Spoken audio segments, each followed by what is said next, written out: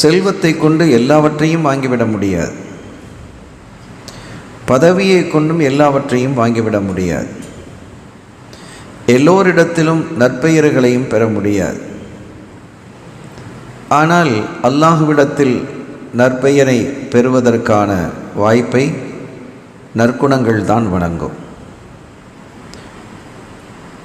வணக்க வழிபாடுகளில் சில குறைவுகள் இருந்த பொழுதிலும் நற்குணங்களை கொண்டு நாம் சொர்க்கத்தை எளிதில் அடைய முடியும். வல்லலம் கண்மணி நாயகம் ஸல்லல்லாஹு அலைஹி வஸல்லம் அவர்களிடத்திலே, நாயகமே, நன்மை என்றால் என்ன, நல்லது என்றால் என்ன, தீயது என்றால் என்ன என்ற ஒரு கேள்வி எழுப்பப்பட்ட பொழுது, அல்பிர், நல்லது என்பது ஹுஸ்னுல் ஹுலுக் என்றார்கள், அழகிய குணம். வல் இஸ்மு மா ஹாக்க ஃபீ நஃப்ஸி, பாவம் என்பது உன்னுடைய உள்ளத்தை உறுத்தக்கூடிய ஒன்று. வ கரிஹத அன் யத்தலி அன்னாஸு அலை, நீ எந்த காரியத்தை செய்வதை மக்கள் பார்ப்பதை நீ விரும்ப மாட்டாயோ. இப்போ நாம் ஒரு காரியத்தை செய்கிறோம், யாராவது பார்த்துடக்கூடாது அப்படின்னு நாம் நினச்சா அது பாவம். நம்ம செய்யக்கூடிய அந்த காரியம் பாவம்தான். அது மக்கள் அதை உற்று நோக்கிவிடக்கூடாது, பார்த்து விடக்கூடாது என்று எதை நீ கருதுகிறாயோ அதுதான் பாவம்.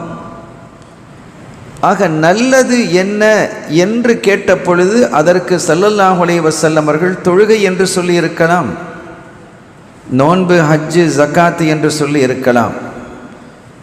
அவைகளெல்லாம் நல்லவைத்தான், நல்ல அமல்கள் தான், பிர்ரு தான்.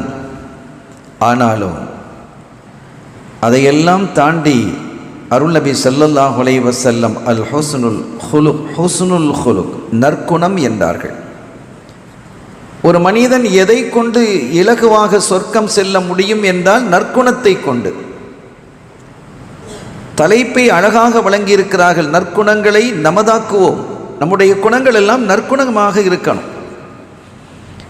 எப்படி இருக்க வேண்டும் என்பது குறித்த ஒரு உரையாகவும், எப்படி பெருமக்கள் இருந்தார்கள் என்ற உரையாகவும், இதற்கு வழிகாட்டியாக நம் இதயவேந்தர் ஹாத்தமுர் ரசூல் முஹம்மதுர் ரசூலுல்லாஹி ஸல்லல்லாஹு அலைஹி வஸல்லம் அவர்கள் எப்படி ஒரு முன்மாதிரியாக திகழ்ந்தார்கள் என்ற ஒரு உரையாகவும் இன்றைய உரை இன்ஷா அல்லாஹ் அமையும். அருமையான பெருமக்களே, 2 சகோதரர்கள் இருந்தார்கள். அந்த 2 சகோதரர்களில் ஒருவர் ஆபித், வணக்கசாலி, சரியா வணங்குவார். அவ்வல் ஜமாத்தில் சுன்னத்தான தொழுகைகள் எல்லாம் தொழுவார். ஆனால் அவரிடத்தில் ஒரு நல்ல குணம் இருக்கவில்லை. அவருடைய சகோதரர் வணக்க வழிபாடில் இவரை போன்று ஈடுபாடாக இல்லை. இவரை பார்த்து அந்த வணக்கவாளி அவர் சொல்லுவார், நீ நரகவாசி, நீ நரகவாசி, இப்படி இல்லைன்னா நரகத்துக்கு தான் நீ போவ என்றெல்லாம் சொல்லி கொண்டிருந்தார். மரணித்த பொழுது இந்த வணக்கசாலி அல்லாஹ் நரகத்திற்கு அனுப்பினான், அந்த குணசாலியை அல்லாஹ் சொர்க்கலோகத்திற்கு அனுப்பினான். எனவே குணக்குன்றாக நாம் வாழ வேண்டும் இந்த உலகத்தில். குணத்தோடு சேர்ந்து இபாதத்தும் இருந்தால் அது அழகுக்கு அழகு, ஒளிக்கு மேல் ஒளி. நம் வாழ்வியலில் வணக்க வழிபாடுகள் இருப்பதோடு நற்குணங்களும் இணைந்திருக்குமேயானால் அது பெரும் பாக்கியம். அது அல்லாஹ் அந்த பாக்கியங்களை நமக்கும் நம்முடைய சந்ததிகளுக்கும் தந்தருள் பாலிப்பானாக. ஃபபிமா ரஹ்மத்தின் லின்த லஹும் வலவ் குந்த ஃபவ்வன் கலீதல் கல்பி லன் ஃபத்து மின் ஹவ்லி. இறைவனுடைய அருளால் நாயகமே, நீங்கள் மிக மென்மையாக நடந்து கொள்கிறீர்கள். லின்தலகும், அவர்களோடு ரொம்ப மெருமையாக நீ நடக்கிறீங்க. அது ஒரு பெரிய நீண்ட வரலாறினுடைய சபப் நுஸுல் அது. ஆக நீங்கள் அவர்களிடத்திலே மென்மையாக நடந்து கொள்கிறீர்கள். நீங்கள் கடின சித்தம் கொண்டவராக இருந்திருப்பீர்களே ஆனால் லன் ஃபத்து மின் ஹவ்லிக், உங்களை விட்டும் அவர்கள் விரண்டு போயிடுப்பாங்க. மக்கள் உங்ககிட்ட வரமாட்டாங்க. அவர்கிட்ட போய் பேச முடியாது அப்படின்னு சொல்லுவாங்களா இல்லையா அந்த உலகத்தில்? நேற்று நாம் சொன்னோம். ஆக நாம் யார் வந்து நம்மை அணுகுவதற்கும் நாம் இலகுவாக இருக்கணும். நம்ம ஒரு பெரிய போஸ்ட்ல இருக்கணும், இவரெல்லாம் வந்து பேசக்கூடாது, நம்ம பிஏ போய் பாரு என்று அந்த மமதை நம்மிடத்தில் வரக்கூடாது. அருள் நபி ஸல்லல்லாஹு அலைஹி வஸல்லம் அவர்களை மிக எளிதிலே சந்திக்க முடிந்தது. ஒரு தகவலை நான் சொல்லுவேன். உமையாவினுடைய வீட்டில் சையதுனா பிலால் ரலியல்லாஹு தஆலா அன்ஹு அவர்கள் வேதனைப்படுத்தப்படுகிறார்கள். இஸ்லாத்தை ஏற்றுக்கிட்டாங்க. அடிமையாக இருக்கும் போதே கடுமையான வேதனைப்படுத்தப்படுகிறார்கள், நோவினைப்படுத்தப்படுகிறார்கள். பக்கத்தில் தான் சித்திக் நாயகம் ரலியல்லாஹு தங்களுடைய வீடு இருக்கு. ஸல்லல்லாஹு அலைஹி வஸல்லம் சித்திக் நாயகத்தை பார்க்க வருவாங்க, பேசுவாங்க. பேசிக்கிட்டே இருக்கும்போது இந்த அலறல் சத்தம் கேட்கிறது. என்ன அலறல் அது? யார் இப்படி சப்தமிட்டு கொண்டிருக்கிறார் என்று கேட்ட பொழுது, யார சொல்லலாம்? பிலால், சத்தியத்தை ஏற்றுக்கொண்ட பிலால். உமையா அவரை நோவினைப்படுத்துகிறான், அடித்து துன்புறுத்தப்படுத்துகிறான், வேதனைப்படுத்துகிறான், சங்கிலியாலும் சாட்டையாலும் அடிக்கிறான் நாயகமே என்று சொன்ன பொழுது ஸல்லல்லாஹு அலைஹி வஸல்லம் சொன்னாங்க, அபூபக்கர் எப்படியாவது அவரை விடுதலை செய்ய பார்த்துருங்களேன். விடுதலை செஞ்சதுக்கு என்ன வழி இருக்கு நீங்க தேடுங்க. சொன்னது நபிகள் ஸல்லல்லாஹு அலைஹி வஸல்லம் அவர்கள் என்றதால் நேரா உமையா வீட்டுக்கு அவங்க போறாங்க. உமையா பிலாலை விடுதலை செஞ்சது. நீ என்ன கேட்கிறியோ அதை நான் தர்றேன், நீ என்ன கேட்கிறியோ அதை நான் தருகிறேன் என்ற பொழுது அவன் பார்த்தா வியாபாரிகள். அப்படியா? உதாரணமாக ஒரு 1,00,000 ரூபாய் பொறுமை என்று வைத்துக்கொள்வோம். ஒரு அந்த அடிமைகள்லையும் இந்த கேட்டகரிஸ் இருக்குது. இந்த அடிமை ஒரு 50,000 ரூபா பொறுவார், இவர் 1,00,000 ரூபா பொறுவார், இவர் 2,00,000 ரூபா பொறுவார்.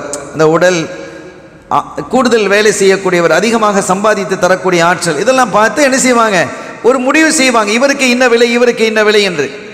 இப்போ உதாரணமாக பிலால் ரலியல்லாஹு தஆலா அவர்களுக்கு ஒரு 1,00,000 ரூபாய் என்று வைத்துக்கொள்வோம். உதாரணத்திற்கு 1 லட்சமா, 1 லட்சம் வெள்ளியா, 1 லட்சம் டாலரா, 1 லட்சம் யூரோவா, 1 லட்சம் தீனாரா, 1 லட்சம் திர்ஹமா? அவர்களுக்கு விலை கொடுக்க முடியுமா என்ன? பிலால் ரலியல்லாஹு தஆலா அவர்களுடைய சிறப்பு ஆச்சரியமானது இல்லையா? ஒரு கட்டத்தில் குபா பள்ளிக்கு ஸல்லல்லாஹு அலைஹி வஸல்லம் வர்றாங்க. வந்து அங்கே தொலை வச்சுட்டு லொஹரம் முடிச்சு தொலை வச்சுட்டு சாப்பாடெல்லாம் முடிஞ்சிட்டு ஓய்வாக இருக்கிறாங்க. அப்படி இருக்கும்போது ஜிப்ரையில் வர்றாங்க. வந்து கேட்குறாங்க, யா ரசூலல்லாஹ், ஏன் இன்னும் பாங்கு சொல்லவில்லை? பாங்கு சொல்லலையா? பாங்கு சொல்லி இகாமத்துலாம் சொல்லி தொழுகைலாம் முடிஞ்சு எவ்வளோ நேரம் ஆச்சே அப்படின்ட்டு. யா ரசூலல்லாஹ், ஒவ்வொரு நாளும் நாங்கள் இங்கே மதீனா ஷெரீஃபிலே பிலாலினுடைய சப்தம் 7வது வானத்தில் இருக்கக்கூடிய பைத்துல் மாமூர் அங்கே கேட்கும். அந்த சப்தம் கேட்ட பிறகுதான் நாங்கள் பாங்கு சொல்லுவோம். இன்னைக்கு சத்தம் கேட்கலையேங்கிறாங்க. இவ்வளவு நாள் கேட்டது பிலாலுடைய பாங்கு தான் எங்களுக்கு நேரம். அவருடைய அந்த சப்தம் ஒளியை கொண்டுதான் நாங்கள் பாங்கு சொல்லி தொழுகை நடத்துவோம். இன்று அப்படி சப்தம் கேட்கவில்லையே என்று சொன்ன பொழுது ஸல்லல்லாஹு அலைஹி வஸல்லம் சொன்னாங்க, பிலாலை இன்னைக்கு ஒரு பணிக்காக நான் அனுப்பியிருக்கிறேன், இன்னைக்கு வேற ஆளும் பாங்கு சொன்னார். எவ்வளவு பெரிய மகத்துவத்தை அல்லாஹ் கொடுத்திருக்கிறான். அந்த பிலால் ரலியல்லாஹு தஆலா அன்ஹு இந்த போஸ்டுக்கு வருவதற்கு முன்பாக, இந்த பொறுப்புக்கு வருவதற்கு முன்பாக அடிமையாக இருந்தவர்கள், அவர்களை விடுதலை செய்யுங்கள் என்று சொன்ன பொழுது இப்படிப்பட்ட பிலால் ரலியல்லாஹு தஆலா அன்ஹு அவர்களுக்கு விலை நிர்ணயிக்க முடியுமா என்ன? ஒரு கட்டத்தில் ஸல்லல்லாஹு அலைஹி வஸல்லம் வீட்டுக்கு வராங்க. ஆயிஷா நாயி கொஞ்சம் ஃபயராக இருக்கிறாங்க, கொஞ்சம் வேகமாக இருக்கிறாங்க. என்ன ஆயிஷா, கோபமாக இருக்கிற மாதிரி தெரியுது. நாயகமே, பிலாலுக்கு நீங்கள் ரொம்ப செல்லம் கொடுக்குறீங்க. பிலாலுக்கு நீங்கள் கொடுக்கக்கூடிய செல்லம் அதிகமாக செல்லம் கொடுக்குறீங்க நாயகமே, கொஞ்சம் கண்டிச்சு வைங்க. ஒரேடியாக நீங்கள் என்ன செய்யக்கூடாது, அவருக்கு ரொம்ப வழி வகைகளை செஞ்சு கொடுக்கக்கூடாது. இப்போ என்ன ஆச்சு? என்ன ஆயிஷா, இருந்ததே ஒரு கோப்பை, தண்ணீர் குடிப்பதாக இருந்தாலும் பால் குடிப்பதாக இருந்தாலும் எந்த ஒன்றையும் அந்த கோப்பையில் தான் நீங்கள் சாப்பிடுவீங்க. கவனக்குறைவாக அவர் என்ன செஞ்சு விட்டார், கழுகிறேன் என்று சொல்லி அந்த கோப்பையை உடைச்சு போட்டார். அந்த இருந்த ஒரு கோப்பையும் போயிடுச்சு. அவருடைய கவனக்குறைவு காரணம், நீங்கள் எதுவும் அவரை பேச மாட்டீங்க அப்படிங்கிற மாதிரி ஒரு எண்ணம். ஸல்லல்லாஹு அலைஹி வஸல்லம் சொன்னாங்க, ஒரு பொருள் இப்படி உடைகிறது என்று சொன்னால் அது கவனக்குறைவு தான், அதில் மாற்று கருத்து கிடையாது. கவனக்குறைவு தான். பிலால் தன்னுடைய கவனத்தை வேறு எங்கோ செலுத்தி விட்டார், வேறு எங்கே திருப்பி இருக்கிறார், அது உண்மைதான். ஆனால் ஆயிஷா, இன்னொன்றை நீங்கள் புரிந்து கொள்ள வேண்டும். பிலால் தன்னுடைய கவனத்தை வேறு பக்கம் திருப்புகிறார் என்றால் அது என் பக்கமாக மட்டுமே இருக்கும், வேறு எந்த பக்கமும் இருக்காது. பிலாலுக்கு வேறு எந்த பக்கமும் தன்னுடைய கவனத்தை திருப்ப தெரியாது ஆயிஷா ரலியல்லாஹு தஆலா அன்ஹா என்று சொல்லும் அளவிற்கு மகத்தான மாண்பாளர் சையதுனா பிலால் ரலியல்லாஹு தஆலா. அவங்களுக்கு விலை நிர்ணயிக்க முடியுமா என்ன? அது அன்றைய கால குறைஷிகள் வைத்த விலை. 1,00,000 ரூபாய் பொறும் என்று வைத்துக் கொள்வோம். அவன் கேட்கிறான், அபூபக்கர், நான் இவரை விடுதலை செய்ய வேண்டும் என்றால் எனக்கு 10 லட்சம் ரூபாய் தர வேண்டும். அதோடு பரவாயில்ல, அடுத்ததை ஒன்றை சொன்னான், இவரை விடுதலை செய்ய வேண்டும் என்றால் 10 லட்சம் ரூபாயோடு உங்களிடத்தில் ஒரு அடிமை இருக்கிறான். அவன் இஸ்லாத்துக்கு வரல. இஸ்லாத்துக்கு வந்தாகன்னு யாரையும் நிர்பந்தப்படுத்துறது இல்லையே. லா இக்ராஹ ஃபித்தீன், மார்க்கத்தில் நிர்பந்தம் இல்லை, அல்லாஹ் சொல்லிட்டான். ஸல்லல்லாஹு அலைஹி வஸல்லம் சரி, சித்திக் நாயம் சரி எடுத்து சொன்னாங்க, எல்லாருக்கும் எடுத்து சொல்றாங்க. கேட்கப்பவர்கள் கேட்பார்கள், யாருடைய கல்வில போய் சேருதோ அவங்க இஸ்லாத்துக்கு வர்றாங்க. அது அல்லாஹ்வினுடைய பொறுப்பு. ஆக அபூபக்கர் சித்திக் ரலியல்லாஹு தஆலா அன்ஹு அவர்களினுடைய அடிமை இஸ்லாத்தை ஏற்கவில்லை. அந்த அடிமை நல்ல திடகாத்திரமான அடிமை, நல்ல குவாலிட்டி அடிமை, சந்தையில் கூடுதல் விலை பெறக்கூடியவர். அவரை எனக்கு தாருங்கள், அதோடு 10 லட்சம் வாங்குறான். உதாரணத்துக்கு சொல்றேன், இந்த மாதிரி ரேட் அங்கே பேசப்படுது. உடனே அப்படியே கொடுத்துட்டார் சித்திக் நாயம், அப்படியே ஒப்படைச்சிட்டாங்க. 10 லட்சம் ரூபாயும் கொடுத்து தன்னுடைய அடிமையும் கொடுத்துட்டு பிலால் ரலியல்லாஹு தஆலா அவர்களை போய் பார்க்குறாங்க. அடித்து சிதைத்து சின்ன பின்னமாகி உறுப்புகள் சிதைந்து இரத்த சகதியில் கிடக்கிறாங்க. உடம்பெல்லாம் வெடித்து போயிருக்கிறது சங்கிலியால் அடித்த பொழுதும் அவர்கள் சொன்னார்கள், அல்லாஹு அஹத், இறைவன் ஏகன் ஒருவன் தான் என்று ஓங்கி குரல் எழுப்பினார்கள். கோபம் வந்தது, அவனுக்கு அடித்தான். அந்த அடியை பொறுக்க முடியாமல் கதறினாலும் அந்த கதறல் அல்லாஹு அஹத் அஹத் என்பதாகவே இருந்தது. அப்படியே சிதைஞ்சி இருட்டு அறையில் கிடக்கிறாங்க. சித்திக் நாயகம் ரலியல்லாஹு தஆலா அவர்கள் அந்த பிலால் ரலியல்லாஹு தஆலா அவர்களை அள்ளி தூக்குறாங்க. வேற வழி இல்லை, அள்ளி தூக்கி போடுறாங்க. அப்படி கிடக்கிறாங்க. தூக்கி தோளில் போட்டுட்டு ரத்தத்தோடு வெளியில் கொண்டு வர்றாங்க. உமையா பார்க்குறான், அபூபக்கர் என்ன ஆயிடுச்சு உமக்கு? எவ்வளோ பெரிய உயர்ந்த குலத்தவர் நீர், வசதி வாய்ப்புகளை பெற்றிருக்கிறீர், சமூகத்திலே ஒரு உயர்ந்த அந்தஸ்திலே இருக்கிறீர், நீர் சொன்னால் கேட்பதற்கென்று ஒரு பெரிய கூட்டமே இந்த மண்ணிலே இருக்கிறது. அப்படிப்பட்ட நீர் கேவலம் ஒரு அடிமை, அதுவும் ஒரு ஹபஷி அடிமை, கருப்பு அடிமைன்னு இன்னும் கேவலம். ஒரு கருப்பு அடிமையை தொடுகிறீரே, தொடுவது மாத்திரமல்லாமல் உங்களுடைய தோளிலே சுமந்து கொண்டு வருகிறீரே, வெட்கமாக இல்லை, அசிங்கமாக இல்லை, கேவலமாக இல்லை? யாராவது பார்த்தால் என்ன சொல்லுவார்கள்? விலை கொடுத்து வாங்கினீர், கயிறை கட்டி அல்லது சங்கிலியை கட்டி இழுத்துட்டு போவீரா, தோல்ல தூக்கிட்டு போவீரா? என்ன வெட்கமாக இருக்கிறது? பைத்தியக்காரத்தனமான விலையையும் நீர் தந்திருக்கிறீர். உலகத்தில் இப்படி ஒரு பிஸ்னஸ் நடந்திருக்காது. ஒரு அடிமையை, 1 லட்சம் பெறும் அடிமையை 10 லட்சம் ரூபாய்க்கும் உம்முடைய ஒரு அடிமையும் தந்து வாங்கி செல்கிறார் என்று சொன்னால் உம்மை விட பைத்தியக்காரர் யார் இருக்க முடியும் அப்படின்னு உமையா கேட்குறான். சித்திக் நாயகத்தினுடைய பதில் என்ன தெரியுமா? ஒரு அற்புதமான பதிலை சொன்னாங்க. உமையா, கண்மணி நாயகம் ஸல்லல்லாஹு அலைஹி வஸல்லம் அவர்கள் பிலாலை விடுதலை செய்யுங்கள் என்று சொல்லிட்டாங்க. அதற்கு என்ன விலையும் நான் கொடுப்பேன். நான் ஒன்றை சொல்லுகிறேன், கொஞ்சம் நிதானமாக கேட்பாயா? இதற்கு மேலுமா சொல்ல போகிறீர்? பிலாலை தூக்கி தோளில் போட்டிருக்கிறீர, இது எவ்வளவு பெரிய கேவலமானது. ஆடு மாடுகளை தூக்கி போட்டால் பரவாயில்லை,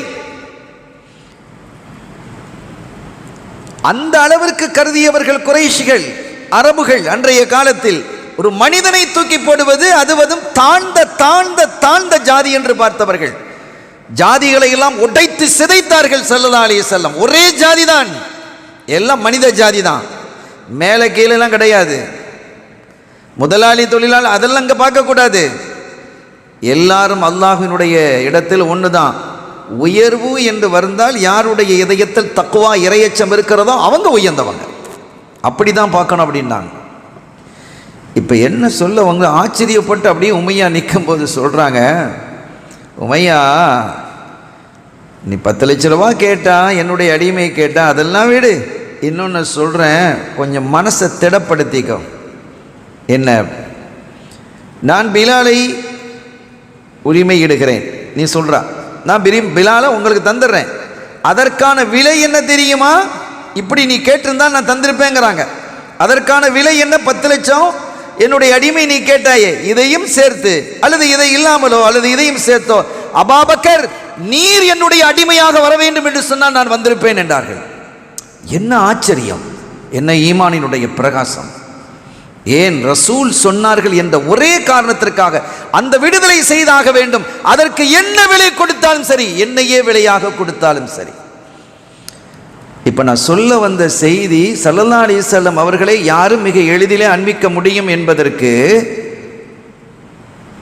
இவங்க ஆசுவாசப்படுத்தி எல்லாம் இரத்தத்தை எல்லாம் தொடச்சி, இவங்களுக்கு பெரிய ஆச்சரியம், அபூபக்கர் எவ்வளவு பெரிய உயர்ந்த குலத்திலே உள்ளவர், குறைஷி கோத்திரத்திலே உள்ளவர், என்னை துடைக்கிறாரா கழுகிறாரா?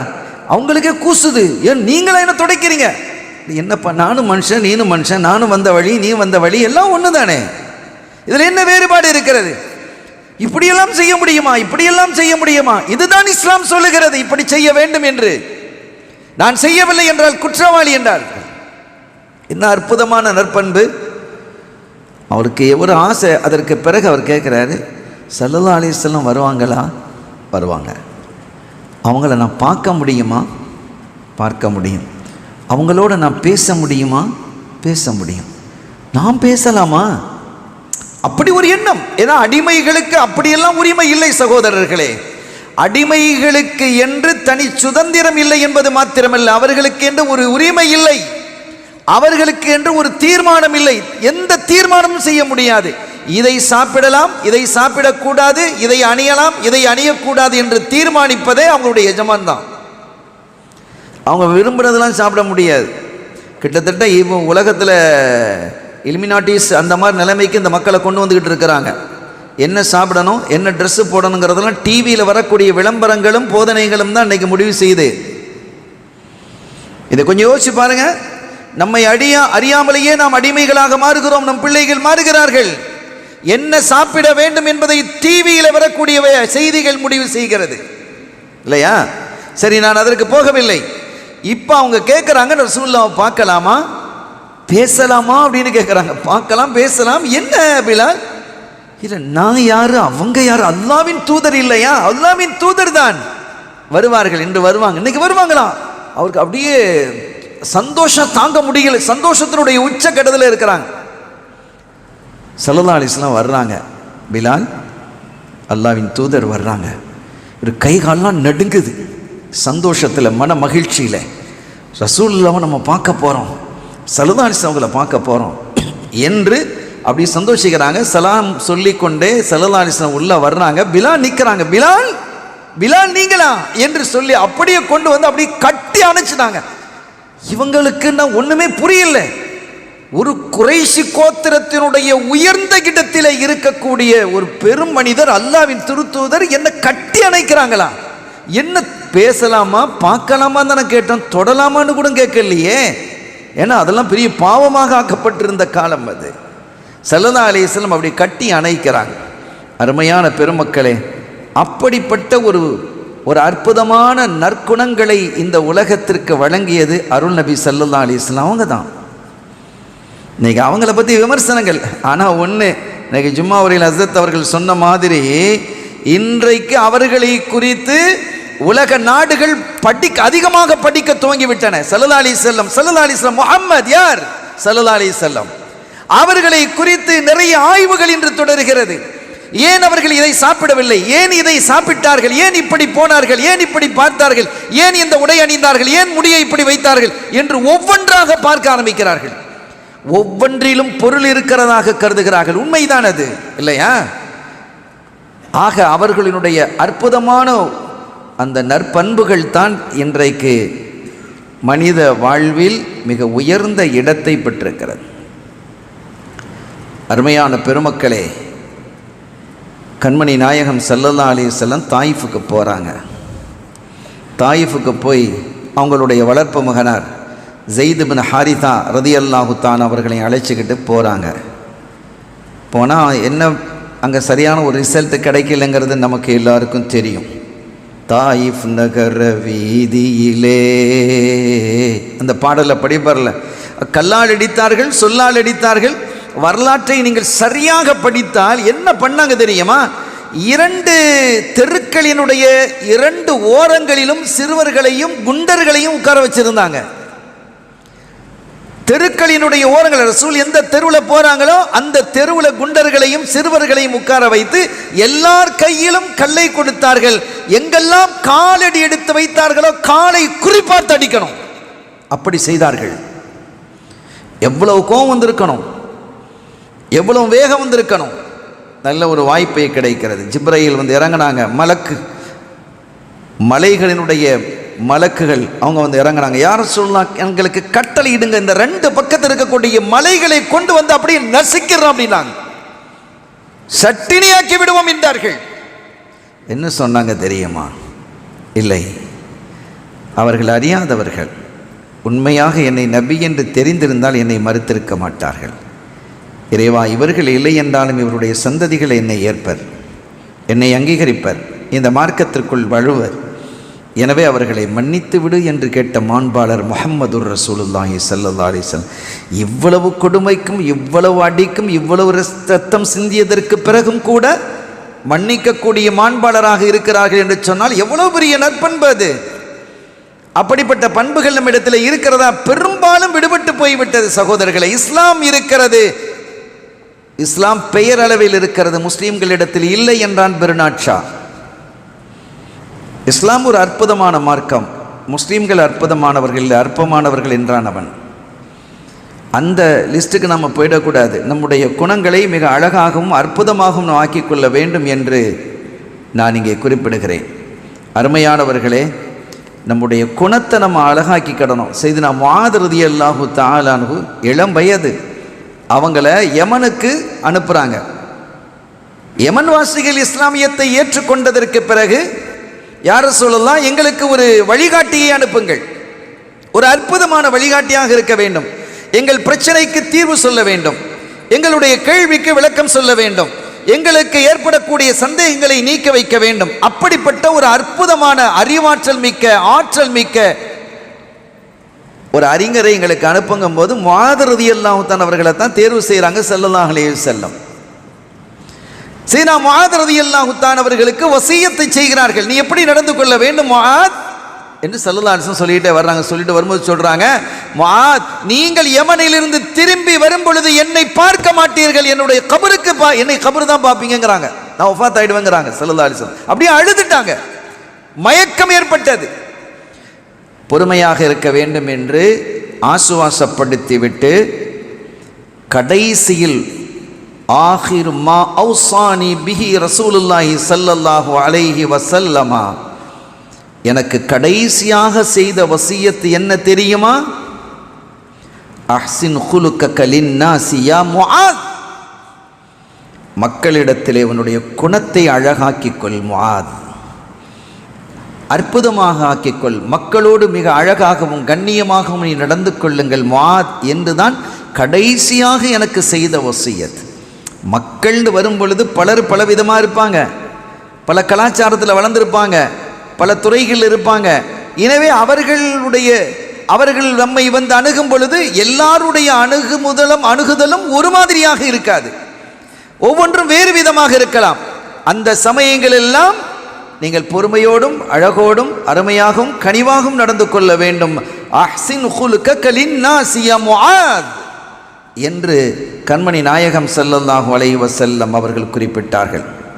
ஒரு கட்டத்தில் அவங்க சொன்னாங்க, 3 விஷயம், இந்த 3 விஷயத்தை கவனத்திலே கொள்ள வேண்டும். இந்த முஸலாசத்துன் வல்லதி நஃப்சு முஹம்மதின் பியதிஹி இன் குன்து லஹாலிஃபன் அலைஹின்ன, ஒரு விஷயத்தின் மீது, ஒரு 3 விஷயங்கள் நான் சத்தியம் செய்வதாக இருந்தால் இந்த 3 விஷயத்தின் மீது தான் நான் சத்தியம் செய்வேன் அப்படின்னாங்க. 1, சதக்கா செய்வதினால் ஒருபோதும் என்ன செய்யாது, அந்த பணம் குறையாது. லா யன்குசுல் மாலு மின் சதகத்தின் ஃபதஸத்தகு, சதக்கா செய்யறதுனால நீங்க பயப்படுறீங்களா பணம் குறைஞ்சு போயிடும் அப்படின்னு? சதக்கா செய்கிறதுனால ஒருபோதும் என்ன செய்யாது, உங்களுடைய செல்வம் குறையாது. நாங்கள் சரதாசன் நான் சத்தியம் பண்ணுவேங்கிறாங்க. இரண்டாவதாக, ஒரு மனிதன் அவன் தனக்கு துன்பம் இழைத்த போது அவனை மன்னிக்கிறான். وَلَا يَعْفُو رَجُلٌ عَنْ مَظْلَمَةٍ يُرِيدُ بِهَا وَجْهَ اللَّهِ إِلَّا رَفَعَهُ بِمَا عِزًّا يَوْمَ الْقِيَامَةِ. இந்த உலகத்தில் தனக்கு அநீதம் இழைத்துட்டான், இவனெல்லாம் சும்மா விடக்கூடாது அப்படின்னு இல்லாமல் ஒரு கை பார்த்துக்கிடுவான், எனக்கும் ஒரு காலம் வரும் வசமாக மாட்டுவான் அப்படின்லாம் பார்க்காம, அப்படி அவன் வசமாக மாட்டிய பொழுதும் கூட அதை பெரிதுபடுத்தாமல் அவனை மன்னிக்கிறது இருக்கிறதே, அப்படி மன்னிட்டால் நாளை கியாமத்தில் அல்லாஹ் தஆலா அவனை ஒரு ஐஸா, ஒரு விஐபி ஆக்கி வச்சிருவான். அவன் ஸ்பெஷலாக இருப்பார். அவர் கியாமத்தினுடைய அமளி துமளிகள் பயங்கரங்கள் குர்ஆன் நிறையவே சொல்லுகிறது. எனவே அதிலிருந்து அவர் பாதுகாக்கப்பட்டு ஒரு கண்ணியவானாக அவர் இருப்பார். நான் இதிலும் சத்தியம் செய்வதற்கு தயாராக இருக்கிறேன் என்கிறார்கள். அதே போன்று அவர்கள் சொன்னார்கள், எந்த ஒரு மனிதன் மக்களிடத்திலே தனக்கு இருந்த பொழுதிலும் கூட கையை நீட்ட ஆரம்பிச்சிட்டான், கேட்க ஆரம்பிச்சிட்டான், எனக்கு தாங்க அதை தாங்க இதை தாங்கன்னு கேட்குறான். சில பேர் எவ்வளோதான் இருந்தாலும் அந்த பழக்கப்பட்டு அந்த சுவையை கண்டு திரும்ப திரும்ப கேட்டுக்கிட்டே இருப்பான். இப்படி வலா யஃப்தஹு ரஜுலுன் அலா நஃப்ஸிஹி பாப மஸ்அலத்தின் இல்லா ஃபதஹல்லாஹு அலைஹி பாப ஃபக்ர். அல்லாஹ் அவனுக்கு ஏழ்மையை கொடுத்தான், கடைசி வரைக்கும் ஏழ்மையாக தான் இருப்பான், அவன் வசதிக்கு போக முடியாது. இதிலையும் நான் சத்தியம் செய்வேன் என்றார்கள். இங்கே செய்திக்கான இந்த தலைப்புக்கான தகவல் என்னன்னா, எந்த ஒரு மனிதன் தனக்கு அநீதம் இழைக்கப்பட்ட பொழுதும் தன்னைக்கு அநீதம் இழைத்தவனை மன்னிக்கிறானோ அவனை அல்லாஹ் ஆகிரத்திலே மிகப்பெரிய கண்ணியவானாக ஆக்குவான் என்கிறார்கள். ஸல்லல்லாஹு அலைஹி வஸல்லம் அவங்களும் சித்திக் ரலியல்லாஹு தஆலா அவங்களும் உட்கார்ந்து பேசிக்கிட்டு இருக்கிறாங்க. பேசி கொண்டிருக்கும் பொழுது ஒருத்தர் வந்தார். வந்து சித்திக் நாயகத்தை திட்டுன்னு திட்டுறார், வாயில் வந்ததெல்லாம் திட்டுறார். சித்திக் நாயகம் பதில் சொல்லலை, எல்லாத்தையும் வாங்கிட்டு அமைதியாக இருக்கிறாங்க. பக்கத்தில் ரசூல் ஸல்லல்லாஹு அலைஹி வஸல்லம் இருக்கிறாங்க, அவங்க அமைதியாக சிரிச்சுக்கிட்டே இருக்கிறாங்க. இப்படி தொடர்ந்து அவன் ஏசிக்கிட்டே இருக்கிறான். ஒரு கட்டத்தில் வரம்பு மீறிய வார்த்தைகள் அவனுடைய வாயிலிருந்து வெளியில் வருது. இப்படிலாம் வரும்போது நம்ம மக்கள் சொல்வதை நம்ம பார்த்துருக்குறோம், அவன் 10 அடி அடித்தா நீ ஒரு அடியாவது அடிக்கக்கூடாதா? இது இப்படி தான் படித்து கொடுக்குறாங்க, பாடம் படித்து கொடுக்குறாங்க. அவன் 4 திட்டுனா நீ ஒரு திட்டாவது திட்டக்கூடாதா, ஏசக்கூடாதா? இங்கே பல திட்டுகள் திட்டிய பொழுதும் அவர்கள் அமைதியாக இருக்கிறார்கள். ஸல்லல்லாஹு அலைஹி வஸல்லம் அவர்கள் சிரித்து கொண்டே அமைதியாக உட்காந்துக்கிட்டே இருக்கிறாங்க, அவன் திட்டிக்கிட்டே இருக்கிறான். சூஃபியாக்கள் சொல்லுவாங்க, இந்த தெருவில் ஒருத்தன் ஒரு பொருளை, வாழைப்பழம், ஆப்பிள் பழம், மீன், இறைச்சி அப்படின்னு கூறிக்கிட்டே போனான்னு வைங்க, சப்தம், இது உங்களுக்கு ஏதாவது பிரச்சனையா, உங்களுக்கு கோவம் வருதான்னு கேட்குறாங்க. இல்லை, கோவம் வராது. ஏன்? அது ஒரு சப்தம். அதை ஒரு சப்தமாக எடுத்துக்கொள்வது போன்று உங்களை யாராவது ஏசினால் அதுவும் ஒரு சப்தமாக நீங்கள் எடுத்துக்கொள்ளுங்கள். ஹசனுல் பஸரி ரலியல்லாஹு தஆலா அன்ஹு அவர்கள் தன்னை ஏசியவர்களுக்கெல்லாம் கிஃப்ட் கொடுத்து விடுவாங்களாம். இதுக்காக வேண்டிய பல பேர் ஏசுவாங்களா என்னமோ தெரியாது, கிஃப்ட் கிடைக்குங்கிறதுக்காக வேண்டிய. ஏன்னா அவனுக்கு என்னடா ஏசினவங்களுக்கு கிஃப்ட் கொடுக்குறீங்க? ஆமாம், அவன் ஏசுறதுனால அவன் ஏசியது மட்டுமா எனக்கு சேருது, அவனுடைய நன்மையோடு சேர்த்து அனுப்புகிறான். அவனுடைய நன்மையை அல்லாஹ் நாளை மறு உலகத்தில் எனக்கு தர்றான். ஆகிரத்தில் எனக்கு நன்மையை அனுப்பி வைக்கக்கூடியவனுக்கு இந்த துன்யாவினுடைய ஒரு சிறு அன்பளிப்பை கூட நான் கொடுக்கக்கூடாதான்னு கேட்பாங்களாம். இந்த காலத்துலேருந்து அவங்ககிட்ட நிறைய அன்பளிப்பை பெறக்கூடியவங்க நிறைய பேர் வந்திருப்பாங்க. சித்திக் ரலியல்லாஹு அன்ஹு அமைதியாக இருக்கிறாங்க. ஒரு கட்டத்தில் வரம்பு மீறிய வார்த்தைகள் அவனுடைய நாவிலிருந்து வெளிப்பட்ட பொழுது சித்திக் ரலியல்லாஹு அன்ஹு பதில் சொன்னாங்க. அவன் 100 வார்த்தை திட்டான், ஒரு வார்த்தையை திட்டின உடனே ஸல்லல்லாஹு அலைஹி வஸல்லம் எடுத்து போயிட்டான். இவங்க பின்னால் ஓடி வராங்க, யார சொல்லலாம், அவன் இவ்வளோ நேரம் ஏசிக்கிட்டு இருந்தான், நானும் அமைதியாக இருந்தேன், நீங்களும் என்னோட இருந்தீங்க, இப்போது நீங்கள் ஒரே ஒரு வார்த்தை தானே நான் பேசின நாயகமே, நீங்கள் எழுந்து போயிட்டீங்களே அப்படின்னு கேட்டதும் ஸல்லல்லாஹு அலைஹி வஸல்லம் சொன்னாங்களா, நீங்கள் பொறுமையாக இருக்கும் பொழுது அவன் ஏசினதுக்கெல்லாம் பதில் ஏச்சு அதுக்கு பதில் கொடுக்கக்கூடியதாக அல்லாஹ் ஒரு மலக்கை அனுப்பியிருந்தான், அவங்க பதில் பேசிக்கிட்டே இருந்தாங்க.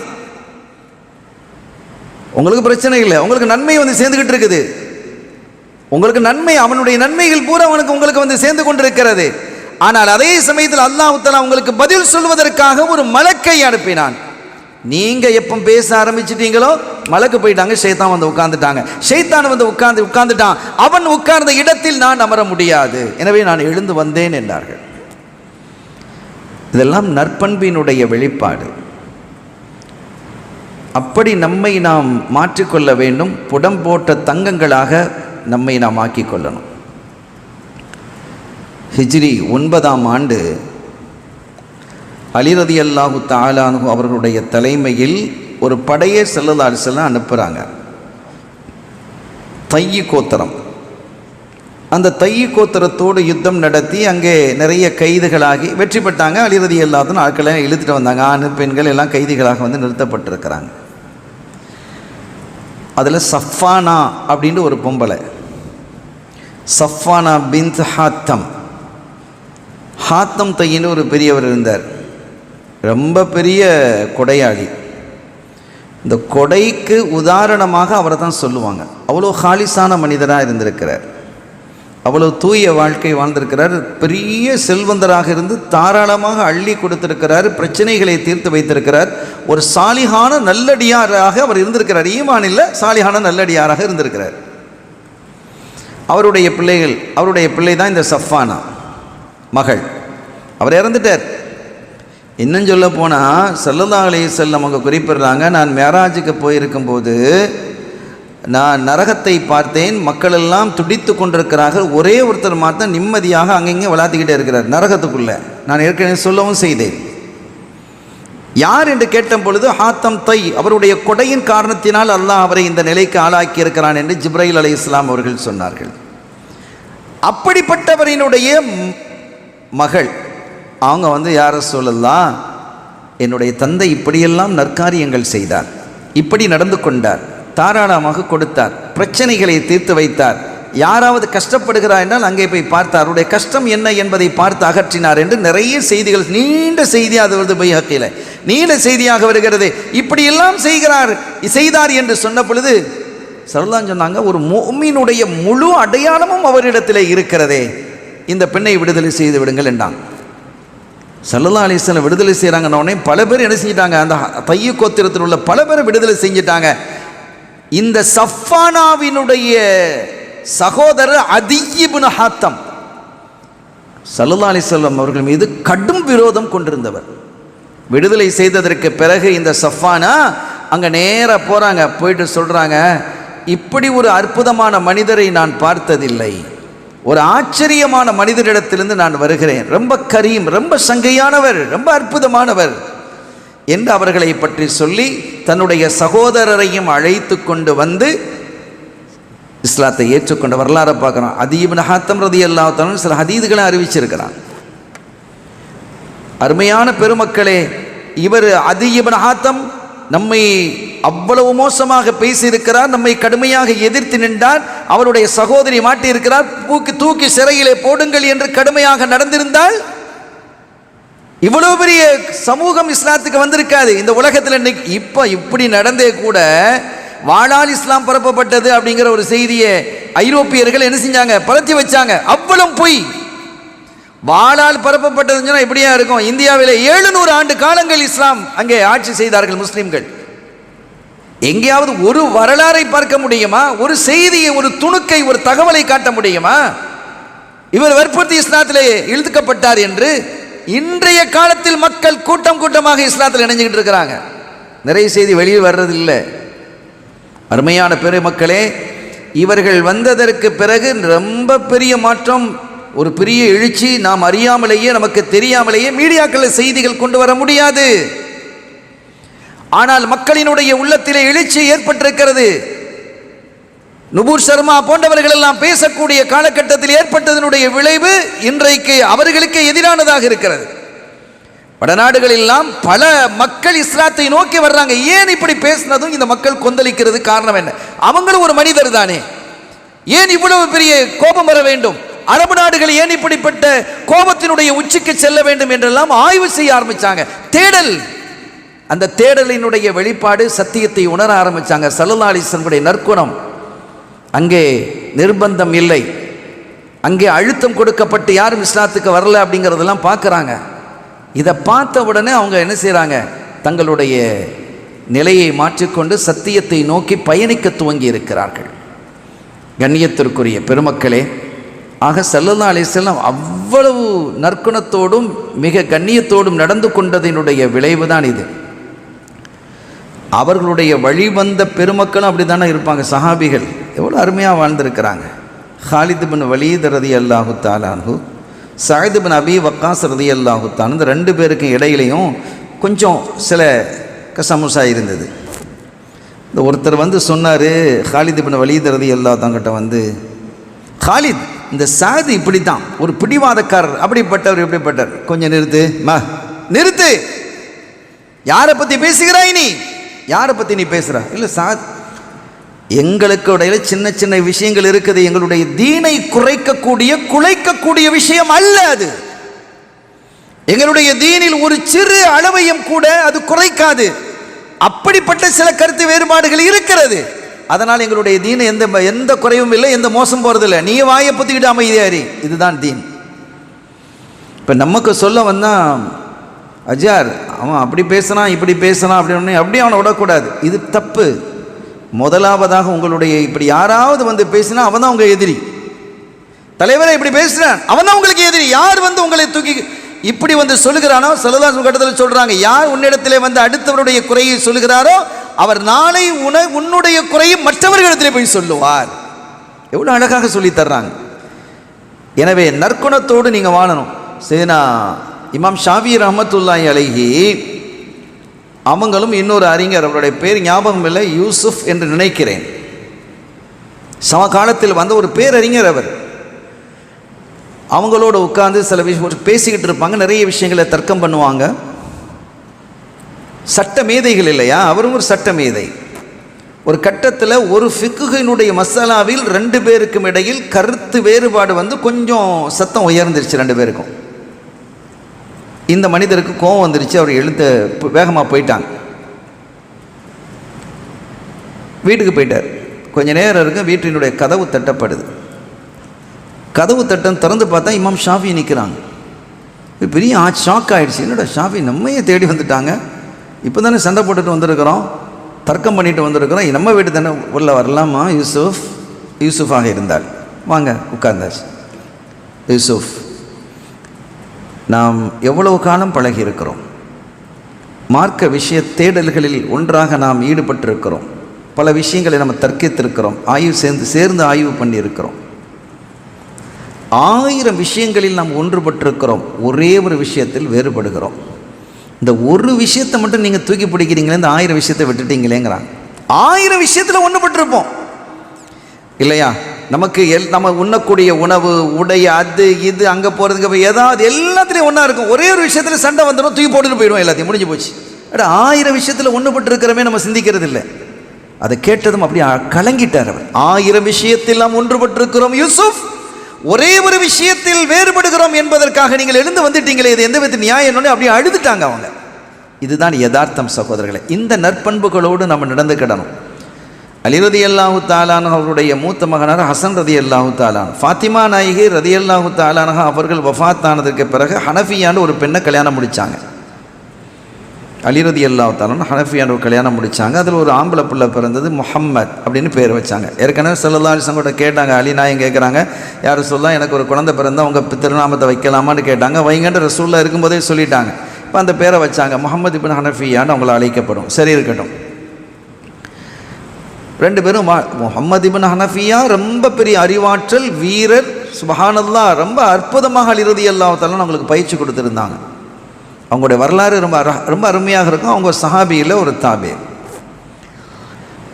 கண்ணியத்திற்குரிய பெருமக்களே, ஒரு கட்டத்தில் ஹசன் ரலியல்லாஹு தஆலா அவர்களுக்கும் அவருடைய சகோதரர் முஹம்மது ரலியல்லாஹு தஆலா அவர்களுக்கும் இடையில் கருத்து வேறுபாடு வந்து கொஞ்சம் விரிசல் ஏற்பட்டுடுச்சு. கொஞ்சம் அவங்க பேசாமல் இருக்கிறாங்க. முஹம்மது ரலியல்லாஹு தஆலா ஒரு கடிதம் எழுதுகிறார்கள் அன்பு சகோதரருக்கு. அஹ்மது ஸலவாத்தெல்லாம் சொல்லிவிட்டு அன்பு சகோதரருக்கு, சில நாட்களாக நமக்கு இடையிலே சில கருத்து வேறுபாடு ஏற்பட்டு நாம் கொஞ்சம் பிரிஞ்சு இருக்கிறோம். நான் உங்களிடம் வந்து மன்னிப்பு கேட்பதற்கு தயாராக இருக்கிறேன். தவறு எந்த பக்கம் இருந்தாலும் நானே மன்னிப்பு கேட்டு ஒரு இஸ்லாஹை நோக்கி வருவதற்கு, இணக்கத்தை நோக்கி வருவதற்கு நான் தயாராக இருக்கிறேன். ஆனால் அதே சமயம் நம் இருவரினுடைய தந்தையும் ஒருவர் தான், அலி ரலியல்லாஹு தஆலா. அலிநாயகம் இல்லை அப்போ, இருவருடைய தந்தையும் அலி ரலியல்லாஹு தான். ஆனால் என்னுடைய தாய் ஒரு சாதாரணமான சாமானியமான ஒரு பெண்மணி. உங்கள் தாய் சுவனப்பெண், சுவன பெண்களினுடைய அரசி, சய்யிதத்து நிசாஇல் ஆலமீன், சுவன பெண்களினுடைய அரசியாக இருக்கிறாங்க. என் தாயை பெற்றெடுத்தவர் ஒரு சாதாரண மனிதர். ஆனால் உங்கள் தாயை பெற்றெடுத்தவர் கண்மணி நாயகம் ஸல்லல்லாஹு அலைஹி வஸல்லம் இல்லையா? என்னுடைய தாய் வழி பாட்டனார் ஒரு சாமானியமானவர், உங்களுடைய தாய் வழி பாட்டனர் ஈருலக பேரரசர் இல்லையா? முஹம்மதுர் ரசூலுல்லாஹி ஸல்லல்லாஹு அலைஹி வஸல்லம். நீங்கள் ஒரு சஹாபி, நான் ஒரு தாபி. எல்லா வகையிலும் என்னை விட மிகச்சிறந்தவர்கள் நீங்கள். இப்போ நான் உங்களிடத்திலே ஒரு பொறுப்பு தேடி உங்களை நான் தேடி வந்தால் இந்த விஷயத்தில் உங்களை விட நான் சிறந்தவனாக ஆகிடுவேன். ரெண்டு பேருக்கு இடையில் பிணக்கு ஏற்பட்டால் யார் முந்திக் கொள்கிறாரோ அவர் அந்தஸ்தில் கூடியவர். ஹதீஸ் இருக்கு. அல்லாஹ் அவரை ரொம்ப என்ன செய்கிறான்? உயர்த்துகிறான். இப்போ நான் வந்துட்டேன்னு சொன்னால் இந்த விஷயத்தில் உங்களை விட நான் உயர்ந்தவன் என்று ஆகிவிடும். ஆகவே தாங்கள் தான் இந்த நிலையிலும் உயர்ந்தவராக இருக்க வேண்டும் என்று நான் கருதுகிறேன். எவ்வளவு ஹாலிஸான ஒரு நற்பண்புங்கிறத பாருங்க. இந்த விஷயத்தில் இந்த விஷயத்திலும் நீங்கள் தான் உயர்வானவர்களாக இருக்க வேண்டும் என்று நான் விரும்புகிறேன், கருதுகிறேன் என்று சொன்னதும் அந்த கடிதத்தை படித்ததும் ஹசன் ரலியல்லாஹு அன்ஹு ஓடி வந்தாங்களாம். தன்னுடைய சகோதரன் அப்படி கட்டி அணைச்சிக்கிட்டாங்க. எவ்வளவு உயர்வான பண்பு மிக்கவர்களாக இந்த பெருமக்கள் இருந்திருக்கிறார்கள் என்பதற்கான இதெல்லாம் சான்று. நம்ம காதில் கேட்டு இந்த காதில் விடுறதுக்கு இல்லை, நம்முடைய வாழ்க்கையில் முடிந்தவரை கொண்டு வர வேண்டும், முடிந்தவரை பொறுமையாக இருக்க வேண்டும். அடுத்தவர்களினுடைய நெஞ்சை புண்படுத்தக்கூடிய எந்த காரியத்தையும் செய்யக்கூடாது, எந்த சொல்லையும் சொல்லக்கூடாது.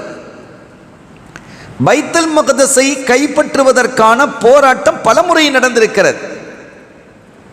பரங்கியன்னு சொன்னால் கிறிஸ்டியன்ஸ், அந்த காலத்தில் அவங்களை அப்படி தான் சொல்கிறது. அவர்களுக்கும் முஸ்லீம்களுக்கும் இடையிலேயே கடுமையான போராட்டம் பல தடவை நடந்திருக்குது. பைத்துல் மக்தஸ் சில சமயம் அவங்க கையில் இருந்திருக்கு, சில சமயம் இவங்க கையில் இருந்திருக்கு, மாறி மாறி இருந்திருக்குது. ஒரு கட்டத்தில் சண்டை நடக்கிறது. பைத்துல் மக்தஸை கைப்பற்றுவதற்கு முஸ்லீம்களுக்கும் பரங்கியர்களுக்கும் இடையிலே சண்டை நடந்து கொண்டிருக்கிறது. பரங்கியர்களுடைய தலைவனாக ரிச்சர்டு இருக்கிறான். மாபெரும் வீரன், மாபெரும் அரசன் ரிச்சர்டு இருக்கிறான். இங்கே முஸ்லிம்களுடைய தலைமையிலே சுல்தான் சலாஹுத்தீன் அய்யூபி அவர்கள் இருக்கிறார்கள். அந்த காலத்தில் சண்டை நடக்குன்னா நேருக்கு நேர் தானே சண்டை. இங்கேருந்து மிசைல்ஸ் அனுப்புறதெல்லாம் இல்லை, எங்கே அடிக்கிறது அங்கே போய் அவன் அடிக்கிறான், எப்போ எது விழுதுன்னு தெரியாது. அந்த காலத்தில் மேன் பவர் மட்டும்தான், மனிதர்கள் நேரடியாக சண்டை போடுறது. அப்படி சண்டை போடும் பொழுது பிந்திய கால அரசர்கள் வரலாற்றில் நாம் பார்த்துருக்கிறோம். அந்த அரசர்கள்லாம் நடுவில் நிற்பாங்க, யானைக்கு மேலே ஒரு பெரிய அம்பாரி வச்சு அதுக்கு முன்னால் சுற்றி குதிரைகள் வீரர்கள் தனி பாதுகாப்போடு நிற்பாங்க.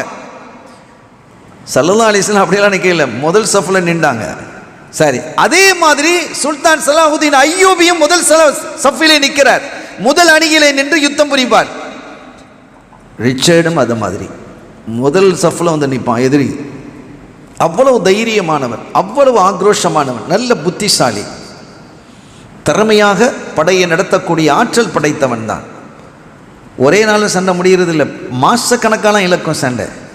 ஒரு கட்டத்திலே சண்டையிலே ரிச்சர்டை எதிர்த்தலைப்பு தலைவனை காண முடியவில்லை. அப்போ விசாரிக்கிறாங்க, 3 நாளாக ரிச்சர்டை காணலையே என்ன அப்படிங்கிறத தன்னுடைய ஸ்பை உளவாளிகளை அனுப்பி விசாரிக்க சொல்கிறாங்க. விசாரணையுடைய ரிசல்ட் என்ன வருதுன்னா, அவனுக்கு இந்த ஒரு மாதிரி ஒரு நோய் ஏற்பட்டிருக்குது அப்படின்ன உடனே சலாஹுத்தீன் அய்யூபி, சுல்தான் சலாஹுத்தீன் அய்யூபி ஒரு மருத்துவரும் கூட, அவருக்கு அந்த பகுதியை பற்றி தெரியும், இது என்ன நோய் ஏற்பட்டிருக்கிறது என்பதை புரிந்து கொண்டு அதற்கான மருந்து என்ன அப்படிங்கிறதையும் அவர் விளங்கியிருக்கிறார். அவர் என்ன செஞ்சார் தெரியுமா? சில பழங்கள், மலைகளிலே கிடைக்கக்கூடிய சில பழங்களையும் பனிக்கட்டுகளை, அந்த பனிக்கட்டி உருவாகாமல் இருக்கிறதுக்குண்டான வேலையெல்லாம் செஞ்சு அதை தன்னுடைய பணியாளர்களிடத்தில் வீரர்களிடத்தில் கொடுத்து அனுப்புகிறார். யாருக்கு?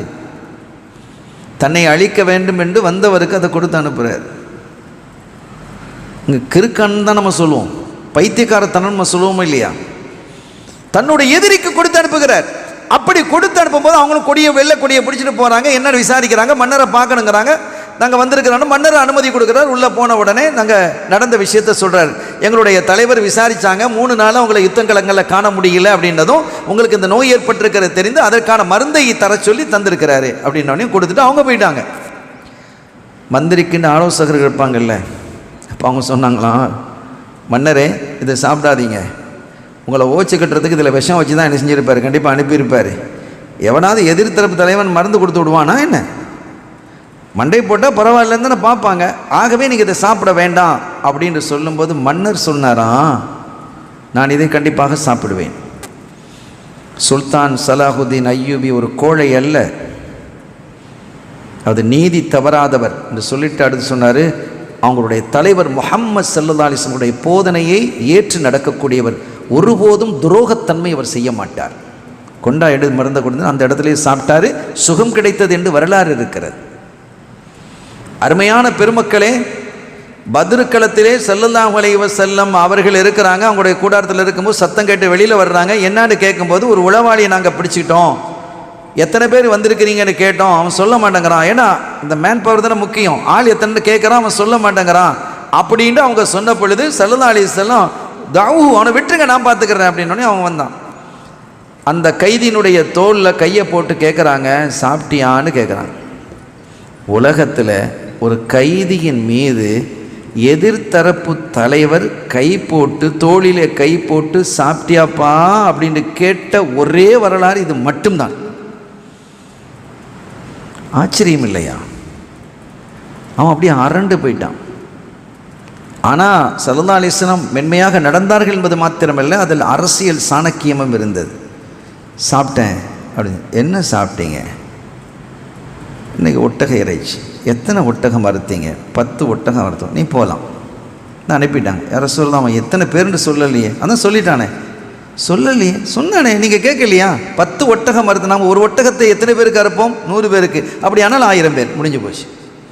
இந்த கணக்கையும் மிக எளிதாக காட்டினார்கள். அரவணைத்து நற்பண்போடும் அவர்கள் நடந்து கொண்டார்கள். கண்ணியத்திற்குரிய பெருமக்களே, இதுதான் அற்புதம்.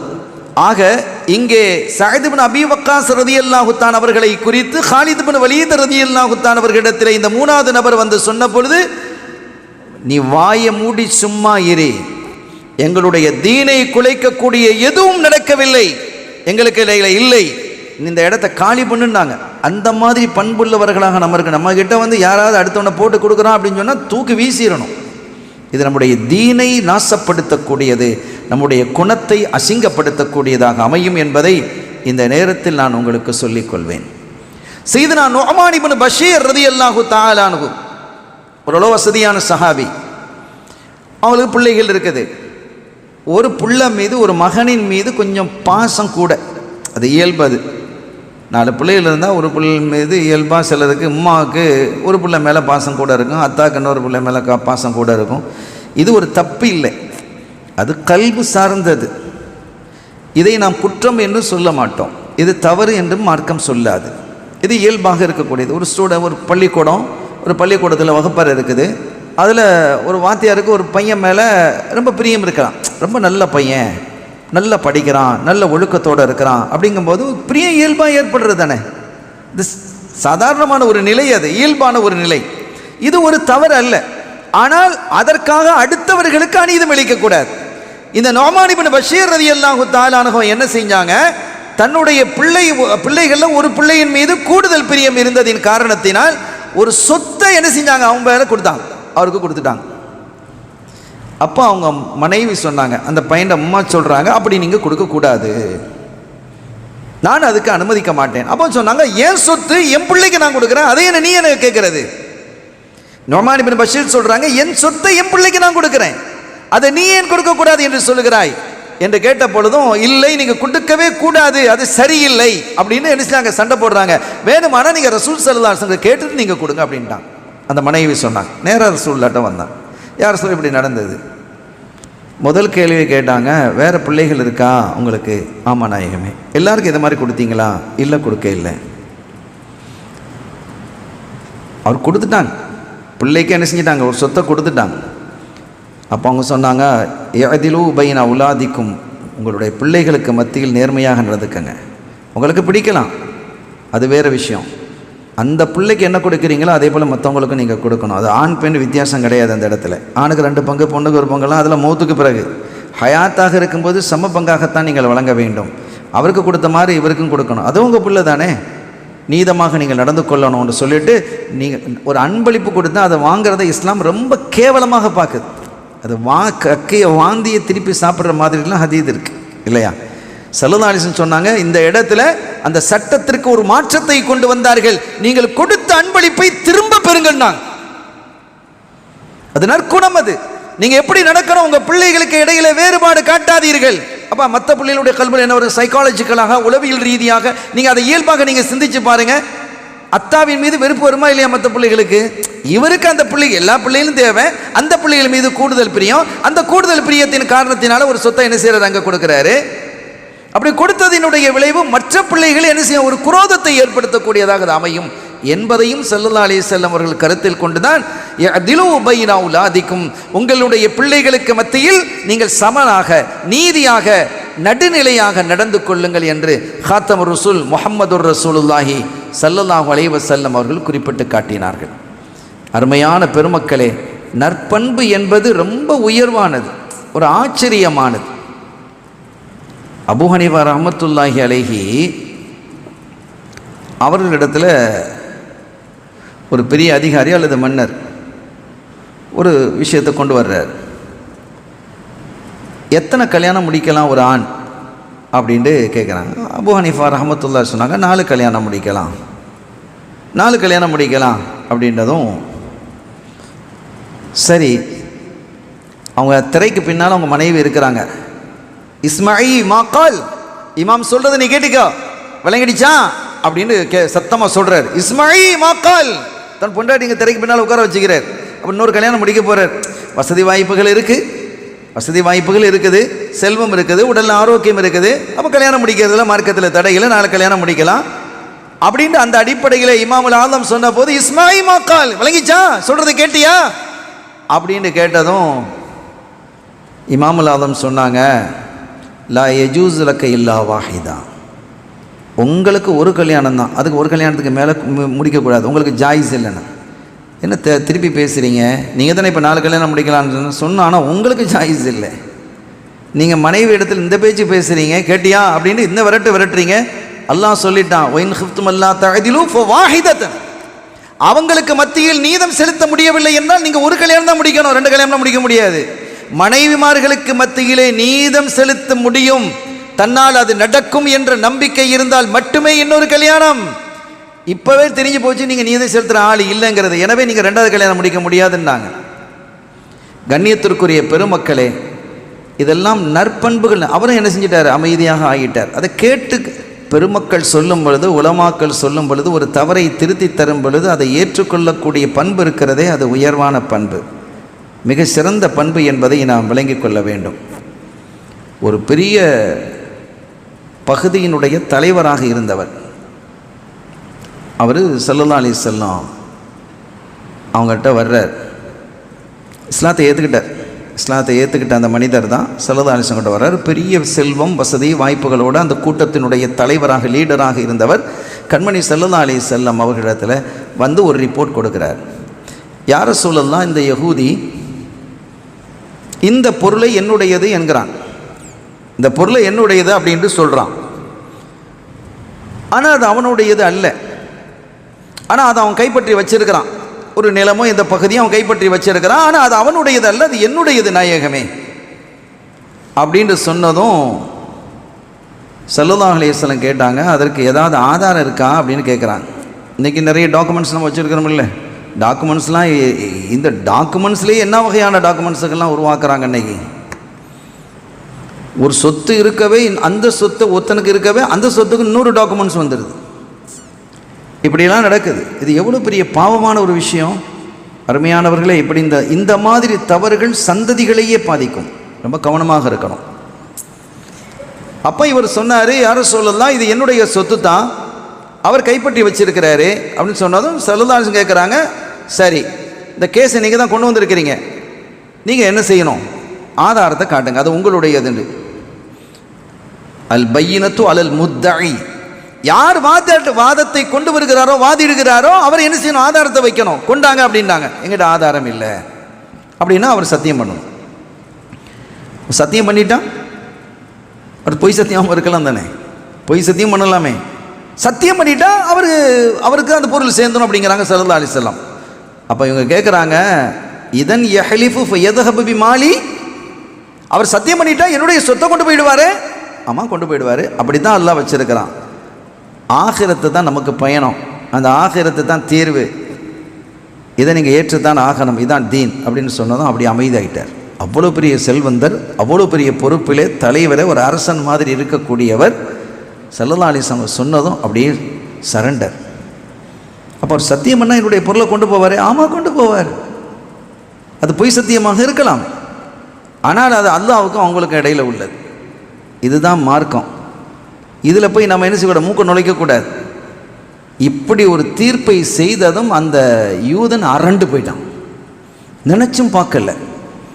இப்படி ஒரு தீர்ப்பை இவங்க செய்வாங்க, சத்தியம் பண்ணிட்டா நம்ம கையில் தந்துடுவாங்க, இது உனக்கு தான் அப்படின்னு அறிவிச்சிருவாங்கன்னு நினச்சும் பார்க்கல. அவன் அரண்டு போய் விட்டான். இப்படிப்பட்ட உயர்ந்த பண்புகளை, ஒழுக்கங்களை, மாண்புகளை கொண்டது இஸ்லாம். அதில் அல்லாஹ் நம்மை வாழ வைத்திருக்கிறது என்பது எவ்வளோ பெரிய பாக்கியமானது. கண்ணியத்திற்குரிய பெருமக்களே, இறுதியாக ஒரு தகவலோடு நான் நிறைவுபடுத்துகிறேன். அலி ரலியல்லாஹு தஆலா அன்ஹு ஹலீஃபாவாக இருக்கிறாங்க, ஜனாதிபதி மாபெரும் தலைமையில் இருக்கிறாங்க. கையில் அரசாங்கம் இருக்கிறது, இராணுவம் இருக்கிறது. ஒரு சந்தைக்கு போகிறாங்க. சந்தைக்கு போகும்போது அவர்களுடைய ஒரு பயணத்தில் அவங்களுடைய உருக்கு சட்டை காணாம போயிடுச்சு. அந்த உருக்கு சட்டையை ஒருத்தன் விற்றுக்கிட்டு இருக்கிறான். அவன் விற்றுக்கிட்டு இருக்கிறான். அதன் மீது இவர்களுக்கு கொஞ்சம் பிரியம் கூட. சில ட்ரெஸ்ஸு சில பேருக்கு ரொம்ப பிடிக்குமா இல்லையா, ஏதோ ஒரு காரணம் இருக்கும். அவங்கள்ட்ட போய் என்ன செஞ்சா கேட்டேன், இது என்னுடையதப்பா அப்படிங்கும்போது அவன் சொன்னான், திரை ஃபியதி, என் கையில் இருக்கிறது என்னுடையதான். அது எப்படி உன்னுடையது? இல்லை, இந்த நாளில் இந்த இடத்துல இது தொலைந்து போனது. தெளிவாக சொல்கிறாங்க. ஞாபகத்தில் நம்ம கூடினாலே அலி ரலியல்லாஹு தஆலா, இந்த இடத்தில், இந்த பகுதியில், இந்த நாளில் இது தொலைஞ்சு போச்சு, மிஸ் ஆயிடுச்சு ஜமல் யுத்தத்திற்கு போகும்போது என்று அவர்கள் சொல்கிறார்கள். அதெல்லாம் முடியாது, என்னுடையதான். இனி வழக்குக்கு போயாச்சு, வழக்கு மன்றத்துக்கு போயாச்சு. வழக்கில் யார் நீதிபதி நியமிக்கிறது யார்? ஜனாதிபதி தான் நியமிக்கணும். அரசாங்கமே அவன் கையில் இருக்குது. காதி ஷுரைஹ் இருக்கிறாங்க. காதி ஷுரைஹ் உமர் ரலியல்லாஹு தஆலாவுடைய காலத்தில் உள்ளவங்க. உமர் ரலியல்லாஹு தஆலா தான் அவங்க கொண்டு வந்து என்ன செஞ்சாங்க, கூஃபால நீங்கள் வந்து தலைமை நீதிபதியாக இருக்கணும்னு நியமித்தாங்க. அதுக்கு ஒரு சபபு உண்டு. ஒரு கட்டத்தில் உமர் ரலியல்லாஹு தஆலா அன்ஹு ஒரு குதிரையை வாங்குறதுக்கு போனாங்க. ஒருத்தனை போய் குதிரையை வாங்கினாங்க. நல்லா இருந்தது. குதிரையை வாங்கிட்டு கொஞ்சம் தூரம் போகிறாங்க. குதிரை நொண்டி அடிக்க ஆரம்பிச்சிட்டு திருப்பி கொண்டு வந்துட்டாங்க. இந்தாப்பா குதிரை நொண்டி அடிக்குது. அவன் சொன்னான், நான் உங்களை பார்த்து தானே, நீங்கள் பார்க்க தானே செஞ்சீங்க. ஆமாம், பார்த்து. ஏறி வாகனிச்சிங்கல்ல. ஆமாம், நல்லா இருந்தது. நல்லா தான் இருந்தது. அப்போ நான் என்ன செய்ய முடியும்? நீங்கள் போகிற வழியில் ஏதோ நடந்து போச்சு, அதுக்கு நான் பொறுப்பு இல்லை. நான் விற்கும் பொழுது அது சரியாக இருந்தது, இந்த மக்கரம் பண்ணலை. அதெல்லாம் முடியாது. நான் என்ன வாங்கி ஒரு மாதம் ஆச்சு, ஒரு நாள் கூட ஆகலை, போகிற வழியிலே ஏற்படுதுப்பா, இதை புடி, காசை திருப்பி தான் அப்படிங்கிறாங்க உமர் ரலியல்லாஹு தஆலா. அப்போ அவங்க ஜனாதிபதியாக இருக்கிறாங்க. முடியாதுன்னாங்க. ரெண்டு பேருக்கு இடையில் தர்க்கம் வந்தது. கடைசியில் சரி, இந்த ஊரில் யாருப்பா முக்கியமான ஒரு ஆள் இருக்கிறான் அப்படின்னு கேட்டால் ஷுரைஹ் ரலியல்லாஹு தஆலா, அவர் இளைஞராக இருக்கிறாங்க, அவங்கள போய் பார்க்கலாம், ரொம்ப அருமையான ஆள், அறிவாற்றல்னு சொன்னது நேராக போயாச்சு. ஷுரைஹ் ரலியல்லாஹு தஆலா ஒரு தாபி, உமர் ரலியல்லாஹு தஆலா ஒரு சஹாபி. இங்கே பாருங்கள், ஒரு சஹாபியாக இருக்கக்கூடியவங்க தாபிகிட்ட போய் நீதி கேட்டு போகிறாங்கன்னு சொன்னால் எவ்வளோ பெரிய ஆச்சரியம், எவ்வளோ பண்பு இது. இஸ்லாம் எவ்வளோ அருமையான செய்திகளை இந்த உலகுக்கு வழங்குகிறது, எவ்வளோ அற்புதமான வழிகாட்டுதல். அவங்க விசாரித்து கேட்டாங்க, அமீருல் மோமினீன், இந்த குதிரையை நீங்கள் வாங்கும் பொழுது அது சரியாக இருந்ததா? ஆமாம், சரியாக இருந்தது.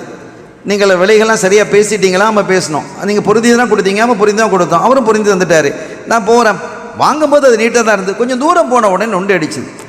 பொருள் வாங்கும் பொழுது சரியாகத்தான் இருந்திருக்கிறது, வியாபாரம் செல்லுபடியாகிவிட்டது.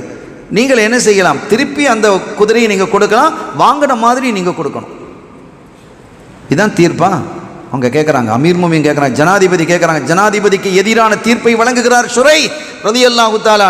இதுதான் தீர்ப்பா? ஆமாம், இதுதான் தீர்ப்பு. நல்லா சொல்லுங்க, இதுதான் தீர்ப்பா? கொஞ்சம் அரட்டி கேட்குற மாதிரி கேட்குறாங்க. ஆமாம், இதுதான் தீர்ப்புங்கிறாங்க.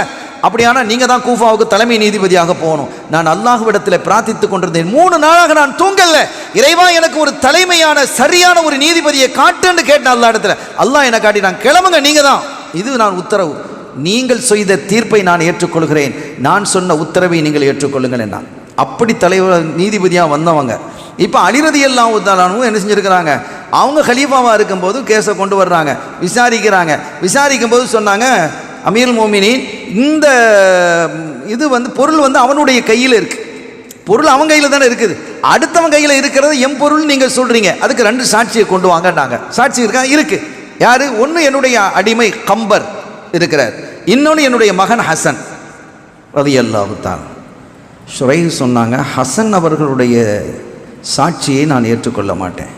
துடிச்சு போயிட்டாங்க அலிநாயகம். ஹசனுடைய சாட்சியை நீங்கள் ஏற்றுக்கொள்ள மாட்டீங்களா? சுவன இளைஞர்களினுடைய தலைவர், சையது ஷபாபி அஹ்லில் ஜன்னா, சுவன இளைஞர்களுடைய தலைவராக இருக்கக்கூடிய ஒருத்தரினுடைய சாட்சியை நீங்கள் ஏற்றுக்கொள்ள மாட்டீங்களா அப்படின்னு அப்படி சொன்னது ஸல்லல்லாஹு அலைஹி வஸல்லம். ஹசன் ரலியல்லாஹு தஆலா அவர்கள் மீது மிகப்பெரிய மரியாதையும் கண்ணியமும் என்னுடைய கல்பில் இருக்குது. அவங்க ரொம்ப உயர்ந்தவங்க, அவங்க மகனார், அது அஹ்லுல் பைத். நாம் சொல்ல வருவதெல்லாம் இதே ஸல்லல்லாஹு அலைஹி வஸல்லம் சொன்னார்கள், தந்தை மகனுக்காக, மகன் தந்தைக்காக சொல்லும் சாட்சி அங்கீகரிக்கப்பட்டது அல்ல. ஒரு தந்தைக்கு மகன் சாட்சியாக போக முடியாது, தந்தைக்கு மகன் சாட்சியாக போக முடியாது, மகனுக்கு தந்தை சாட்சியாக வர முடியாது. என்ன அற்புதமான தீர்ப்பு அப்படின்னு சொல்லிட்டா வேறு சாட்சி எனக்கு இல்லை. உடனே ஷுரைஹ் ரலியல்லாஹு தஆலா சொன்னாங்க, அந்த திரை, அந்த உருக்கு சொட்டை உனக்கு தான் அப்படின்னு தீர்ப்பு செஞ்சிட்டாங்க. அவன் அப்படி யோசிக்கிறான், இதுதான் தீர்ப்பா? ஆமாம், இதுதான் தீர்ப்பு. பொருள் உன் கையில் இருக்கிறதால உங்களுடைய தான் முடிவு செய்ய முடியும்னு அவங்க சாட்சியை கொண்டு வர முடியல. அரசாங்கத்தையே கையில் வைத்திருக்கிறார், நீதிமன்றம் அவருக்கு கீழே, இராணுவம் அவருக்கு கீழே, கருவூலம் அவருடைய கையில் இருக்கிறது. அப்படிப்பட்ட ஒரு மனிதருக்கு எதிராக சாட்சி சொல்ல முடியுமா? அப்படி ஒரு நீதிமன்றம் சாட்சி சொல்லுகிறது என்றால் சத்திய மார்க்கமாக இது இருக்க வேண்டும் இல்லையா? எனவே அவர் சொன்னார், காதி அவர்களே, நான் கையை உயர்த்தி விடுகிறேன், இந்த பொருள் அவர்களுக்கு உரியதான். அவங்க சொன்ன இடத்துல சொன்ன நேரத்தில் நான் அது கடந்தது, நான் எடுத்தேன், அது அவர்களுக்குரிய, நான் இதையே நான் என்ன செய்து கொடுத்து விடுகிறேன் என்று சொல்லிவிட்டு, அமீருல் மோமினீன், எனக்கு கலிமாவை சொல்லி தாருங்கள், ஷஹது அல்லா இலாஹ இல்லல்லாஹ் வ அஷ்ஹது அன்ன முஹம்மது ரசூலுல்லாஹ். இந்த நற்பண்புகள் தான் இஸ்லாத்தில் இன்றைக்கு 200 கோடி பேர்களை இணைத்திருக்கிறது. வாளை கொண்டு வேலை கொண்டு நடக்கல சகோதரர்களே. நாம் நற்பண்பாக பெரிய தாவாவுடைய பணியை செய்யணுங்கிறதுல அவசியம் இல்லை, செய்யணும். ஆனால் அதை விட தாண்டி ஒரு தாவா பணி, நாம் நற்குணங்களோடு நடந்து கொண்டால் அதுவே தாவாவாக இருக்கும். அதை பார்த்து மற்றவங்க இஸ்லாத் அப்படி வந்தது தான் அதிகம். அப்படி இஸ்லாத்தை நோக்கி வந்தவர்கள் தான் அதிகம். இந்த யகூதி சொன்னான், இந்த திரை, இந்த உருக்கு சட்டை அவருடையது தான், நான் இஸ்லாத்துக்கு வந்து விடுகிறேன் என்று சொன்னதும் அமீர் மோமினுக்கு சந்தோஷம் தாங்க முடியல. நம்மால ஒரு கேஸ் நடந்து அதனால ஒருத்தனுக்கு ஹிதாயத்து கிடைத்து விட்டது என்று சொல்லி அந்த திரையை நீனே வச்சுக்கோ, தான் ஏறி வந்த குதிரையும் அவன்கிட்ட கொடுத்துட்டு போயிட்டாங்க, நடந்து போயிட்டாங்க. எப்படி இருக்கும் சகோதரர்களே? இந்த நற்பண்புகள் என்பது ஒரு மகத்தான பாக்கியத்தையும் சிறப்பையும் நமக்கு பெற்றுத்தரும். ஆகிரத்திலே சுவனலோகத்திலே மிக எளிதாக நுழைவதற்கான ஒரு வசீலாவாக இந்த குலுக்குல் ஹசன் நற்குணங்கள் இருக்கிறது. அந்த நற்குணங்களை நாம் அணிகலன்களாக அணிந்து கொண்டு நம்முடைய நடைமுறைகளை அழகாக்கிக் கொள்வோம், பேச்சை அழகாக்குவோம், பார்வை அழகாக்குவோம், கொடுக்கல் வாங்கலை அழகாக்குவோம், நடைமுறைகளை மனைவியோடு, மக்களோடு, நண்பர்களோடு, எதிரிகளோடு, அடுத்த மதத்தவர்களோடு நாம் சகோதர வாஞ்சியோடு நாம் நடந்து கொள்வோம். அதன் மூலமாக இறைவனுடைய பேரருள் நம்மை சூழும் என கூறிக்கொண்டு, எல்லாம் வல்ல ரப்பல் ஆலமீன் அல்லாஹ் ஜல்ல ஷானஹு வ தஆலா இந்த மஜ்லிஸை கபூல் செய்து ஈருலக சௌபாக்கியங்களையும் நமக்கு தந்தருள் பாலிப்பானாக. நம்முடைய சந்ததிகளை சிறந்த சந்ததிகளாக ஆக்கி அருள் பாலிப்பானாக. பிஹக்கி ஹபீபிஹி ஸல்லல்லாஹு அலைஹி வஸல்லம். எல்லாம் வல்ல அல்லாஹ்வின் அருளையும் ஸல்லல்லாஹு அலைஹி வஸல்லம் அவர்கள் ஷஃபாத்தையும் பெறுவோமாக. வ ஆகிர்